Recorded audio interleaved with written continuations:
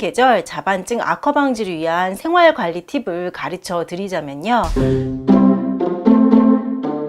일교차가 큰 가을, 겨울이 찾아오면 자반증 발생 환자가 늘어나고요. 또 만성적으로 자반증을 앓고 있는 환자분들의 상태도 나빠지기가 쉽습니다.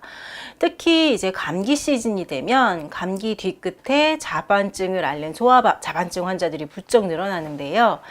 자반증이라는 질환 자체가 혈관의 원인을 모를 이제 염증이 발생해서 피부에 붉은 반점과 더불어 복통, 관절통 등등이 발생하는 질환이기 때문에 면역 기능이 떨어진 상황에서 감기를 오래 앓고 난 후에 이런 염증이 혈관까지 침범하면 이제 자반증이 빈번하게 발생을 하죠. 또 성인 자반증 환자분들 중에는 만성적으로 수개월에서 수년간에 걸쳐서 붉은 반점이 보이다가 피곤해지면 심해지고 쉬면 좋아지고 하는 증상이 반복했던 이제 환자분들도 종종 있는데, 이런 만성적인 자반증 환자들도 증상이 추운 계절이 되면 증상이 심해지고요. 자반증 발생 빈도도 늘어날 수 있습니다. 추운 계절 아무래도 일교차가 심하고 기온이 떨어지면서 면역력이 저하돼서 혈관에 염증이 이게 발생할 수도 있고요. 또 기온이 낮으면 혈관 주변의 근육이나 혈관벽도 추위에 이제 긴장하게 되겠죠. 그렇게 되면 조금만 서 있거나 걷거나 하는 작은 충격에도 혈관이 쉽게 터지고 출혈이 일어나기 때문입니다. 알레르기성 자반증, 회노실라인 자반증 환자라면 무엇보다도 면역 체계를 튼튼히 해서 혈관에 출혈이 발생하지 않도록 치료하는 것이 중요합니다. 그리고 덧붙여서 추운 계절 자반증 악화 방지를 위한 생활 관리 팁을 가르쳐 드리자면요. 첫째는 이제 몸을 따뜻하게 하는 생활 자세가 가장 중요합니다. 이제 간혹 자반증으로 인해 관절통, 복통이 발생하면, 그리고 이제 피하 출혈 부위가 넓어지면 이제 피부에 열감이 느껴질 수도 있는데, 이때 냉찜질, 차가운 찜질을 해야 하냐고 종종 물어보시는데요.